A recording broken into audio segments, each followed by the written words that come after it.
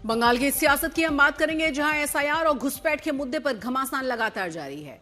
प्रधानमंत्री मोदी का पश्चिम बंगाल दौरा था, लेकिन खराब मौसम की वजह से प्रधानमंत्री कोलकाता नहीं पहुंच पाए। उसके बाद वीडियो कॉन्फ्रेंसिंग के जरिए प्रधानमंत्री मोदी ने बंगाल सरकार पर जमकर हमले किए।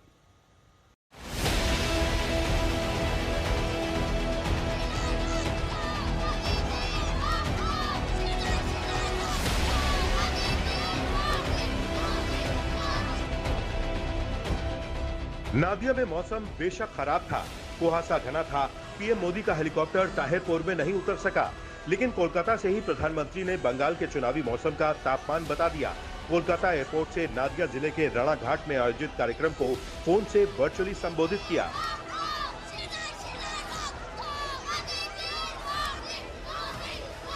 बिहार ने जंगल राज को एक सूर से, एक स्वर से नकार दिया है। 20 साल बाद भी भाजपा एनडीए को पहले से भी अधिक सीटें दी है।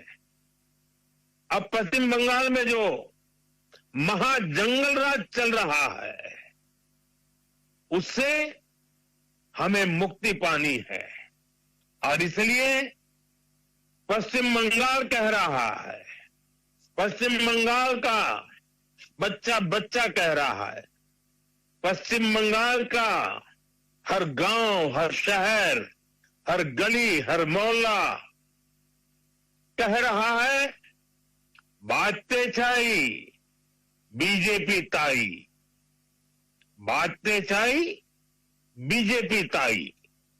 साथियों, मोदी आपके लिए बहुत कुछ करना चाहता है।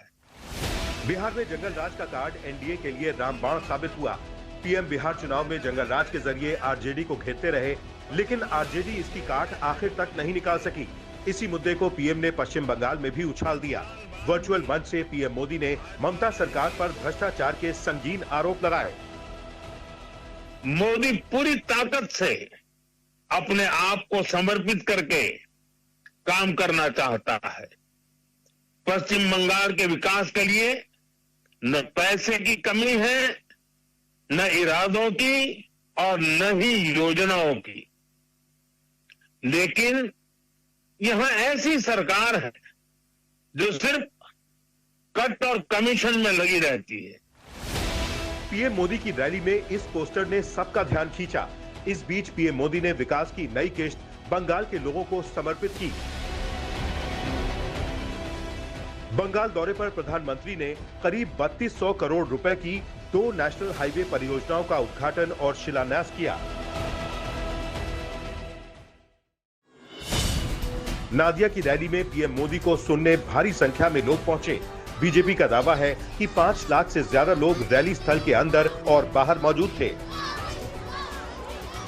वो जो ऑडियो में जो भाषण आया है, संक्षिप्त भाषण, उसमें जनता की काफी उम्मीद बढ़ गया है, और उन्होंने नोदिया का जनता को जो आज 2-2.5 लाख से अंदर में जा था, बाहर में उसका 2 गुना था। पीएम मोदी ने बंगाल के ममता राज के विकास मॉडल की धज्जियां उड़ा दी।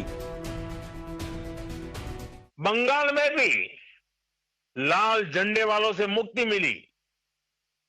आशा थी कि लेफ्ट वालों के जाने के बाद कुछ अच्छा होगा, लेकिन दुर्भाग्य से टीएमसी ने लेफ्ट वालों की जितनी बुराइयां थी, उन सारी बुराइयों को और उन सारे लोगों को भी अपने में समा लिया, और इसलिए अनेक गुना बुराइयां बढ़ गई।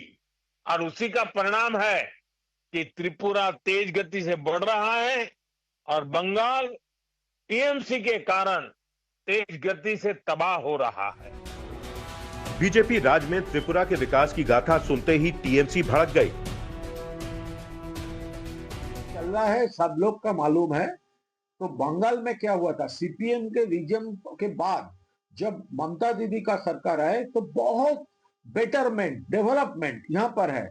लेकिन त्रिपुरा में क्या हुआ, कौन ज्यादा खराब है, ये लेफ्ट फ्रंट सीपीएम वालों खराब था, ये भाजपा का सरकार खराब था। इतना खराब कि बीच में चीफ मिनिस्टर को बदलना पड़ा। बंगाल में वोटर्स लिस्ट का स्पेशल इंटेंसिव रिवीजन यानी एसआईआर ड्राफ्ट जारी होने के बाद मोदी का ये पहला और पिछले 5 महीनों में तीसरा दौरा है। बिहार में जीत के बाद बीजेपी का अगला मिशन बंगाल है, जिसका जिक्र पीएम कई बार कर चुके हैं।